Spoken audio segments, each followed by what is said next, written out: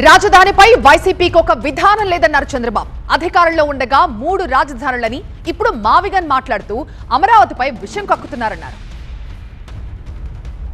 పరిశ్రమలు పెట్టుబడులతో పాటు రాష్ట్రానికి ఆర్థిక వనరుగా ఉండే అద్భుతమైన రాజధాని అమరావతి నిర్మిస్తున్నాం.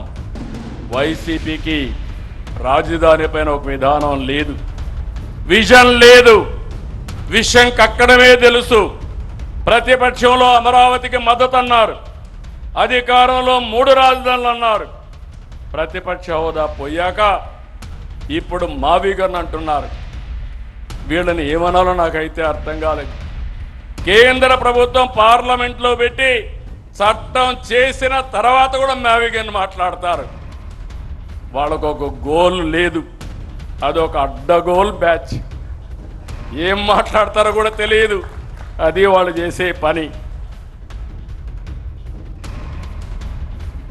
స్థానిక ఎన్నికలకు సిద్ధం కావాలని క్యాడర్ కి చంద్రబాబు పిలుపునిచ్చారు. గెలిపే లక్ష్యంగా నాయకత్వం పనిచేయాలని, ఓటర్ నమోదుపై క్యాడర్ దృష్టి పెట్టాలని కోరారు. ఈ గోలకి పోకుండా కూటమి ధర్మాన్ని ప్రతి ఒక్కరూ పాటించాల్సిందే అన్నారు చంద్రబాబు. స్థానిక ఎన్నికలకు సిద్ధంగండి. ఎప్పుడు ఏ ఎన్నికలు వచ్చినా గెలిపే ప్రధానం.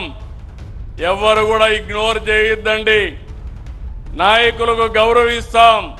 మీ పరిధిలో మీరు గెలవకపోతే మాత్రం మీకు దండం పెడతారని మళ్ళీ ఒకసారి విజ్ఞప్తి చేస్తున్నా. గెలిపే ద్వేయంగా నాయకత్వం పనిచేయాలి. ఎక్కడికక్కడ ప్రజలతో అనుసంధానం కావాలి. ప్రజా సమస్యల్ని పరిష్కారం చేయాలి.